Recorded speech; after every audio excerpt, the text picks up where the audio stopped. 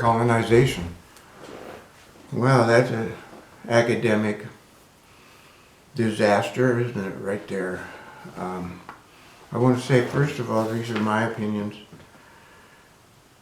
I gathered them over my lifetime. You know, my family was pretty well colonized. My grandpa's family. My grandma, she was Crow, and she was taken to boarding school when she was 4. So, you know, she really got colonized. What does that mean, you know, when somebody says that? Well, if you have a community that has a lifestyle, you know, and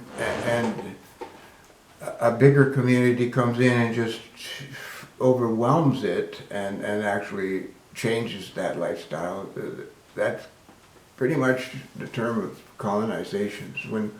It's when one community, one colony comes in, comes into another colony, changes their politics, changes their structure of money and time, and that's really, you know, at 4 years old for my grandma, that's pretty devastating. Now, what does that do to her? So she was raised on a ranch till 4, and then she was taken to boarding schools. Now, my grandpa's family, if I step back a couple of generations, they were exiled out of Minnesota, legislated out of Minnesota, exiled. My grandfather's grandfather was taken to Mankato, was going to be hung, forced to convert to Christianity. When I say forced, it was either give up your old ways or hang you. You know, we'll hang you. And so they did. They hung 38 of those men. And my grandfather was to be pardoned by Abraham Lincoln, and he converted. And so that's a trauma of being colonized. And so those individuals in that time frame, they made decisions that would affect me eventually. And one of them is they weren't going to fight it anymore. They would give up their things or be hung. My grandfather's grandfather became a minister. Then he produced sons that became ministers, and then grandsons that became ministers. My grandfather became a physician because you know, that was part of the path that family was on. And but you see, he was taken to boarding school when he was 13, and so the trauma of Mankato to be hung, my grandfather didn't have that trauma. What he had was a story that was passed to him. So that's a secondary trauma. But then my grandfather had the trauma of going to boarding school and having his sister die in boarding school, and we lost her. We don't know where she is. So that's how it affected my family. My grandfather's grandfather, he made decisions. We were going to do this. There was going to be this, and you know, we were going to be white people. No matter what, so we could survive, basically. And so that's a trauma. So what happens is that with colonization, there's this disruption in the way the original small community was thinking about their surroundings and environment, and now it's been expanded to a bigger world. Now, as for trauma, somebody will say, yeah, there's the Sand Creek Massacre. Well, there are people still alive that their relatives were at Sand Creek. and they passed that story down as a primary trauma and a secondary trauma, and then boarding school, and then so it didn't just happen to my family, it happened to lots of families. And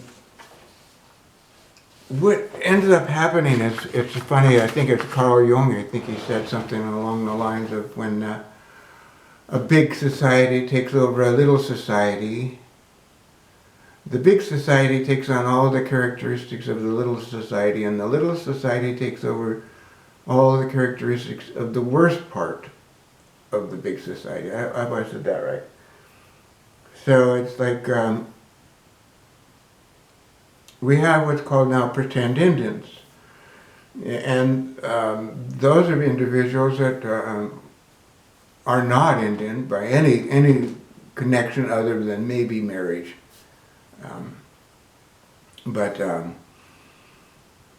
when we look at the pretend Indians, those are the people that are trying to get, what are they trying to get? That's the question. And what's happened over these years of conquest of the native indigenous peoples of this planet, whether it goes, this goes back, you know, this isn't something that just happened just to the Native Americans. This happened, it's written about in the Iliad, you know, Homer writes about, you know, them and us, the barbarians and us, the barbarians, the bad guys, us, the good guys.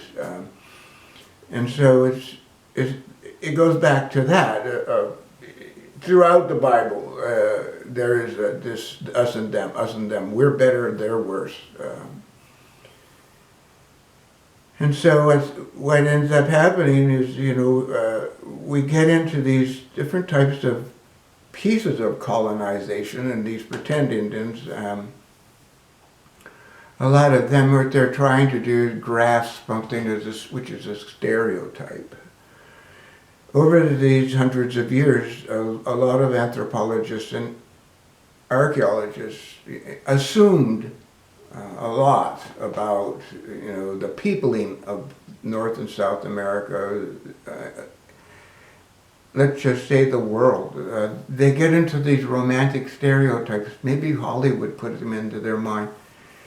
But they make these drastic assumptions. For example, I was doing I was with a trip, and we went out to see some paintings, old paintings, ancient paintings on rocks, and so there was an authority, a woman that was an authority about all this, and she was talking about, you know, this is what this means, and this is what this is. She was non-Indian, by the way, and somebody asked her, how old are these things? And then she responded in, well, they had dug out around one of these rocks, and they had found, you know, 3 or 4 feet down a campfire. And they carbon dated that back to a certain amount of time. So, you know, this campfire makes sense that these two things are related. No, it doesn't make sense. It's a dream. They're not related. They could be, and you know, what's happened over these years is these statements are being made. Indians came across the land bridge. That's the only way we peopled the the North America, except we're finding, you know, now, you know, different datings that are taking us back further than what the land bridge is willing to accept. So we hit on peopling, we hit on pretend Indians. Pretend Indians are difficult because some of them have really gotten away with the, you know, being Indian, whatever that is. And the government, of course, they colonized us by numbering us. And really, the fact of the matter is, you know, if you've got a number, you're like the people in Auschwitz who got numbered. You've got to, you know, we were prisoners of war. So as we look at the colonizing of our world, basically, for me, the original trauma was probably time, and that you have to be on time. That was probably my original trauma. And, it happens probably in preschool and then in school, because I didn't want the class to be over because we weren't finished. And so I would leave, trying to figure out what we were going to do about, finishing this idea that a teacher brought up. Colonizing, can you go back? Can you decolonize yourself? That's an interesting concept, and there's a book out, I'll hold this up. I don't do this often. Here's a book, Decolonizing. I found this to be pretty interesting. It talks about New Zealand, or I think it's New Zealand, but most of it's applicable to most of the indigenous communities. Now, where I wanted to go with this is being colonized. Again, I wanted to say I don't hope I didn't offend anybody, and I had put off this video until after the Queen was buried, because I know that was disturbing. My friends in the UK were very, some of them were emotional, and I didn't want a lot of these references, because the United Kingdom is responsible for some of the decolonizing of this planet. But the planet was set that way, and it's old, like I said earlier. Now, where are we going? If we foresee into the future, first of all, archaeologists, anthropologists need to shape up on how they're seeing things. Everything isn't all a sacred fireplace and a sacred altar. I could have gutted a fish on that, and somebody would say that was a sacred place. It was, in a sense, because of the life of the fish. But you have to, not to mention, what the rock absorbs. I mean, we can't just stop, with, it is a sacred place, but it's also a place I just cooked a meal. I didn't sacrifice, my horse there or something. Anyway, kind of digressing from, colonizing, but trying to keep in mind you're colonized, everyone's colonized. Europe, the people that were colonized in Europe, it was done so long ago everybody forgot.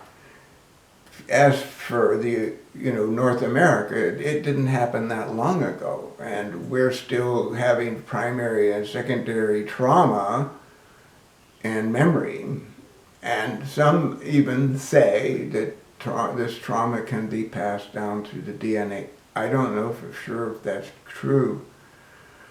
I hope it's not. I hope we can get to an end of these traumas, and we, quit, abusing each other and colonizing each other, whether it's a man to a woman, or a woman to a man, or parents to their children. We are all colonizing. So keep in mind, when we're pointing the finger in some of these arguments, actually we're pointing them at ourselves. Enjoy your day.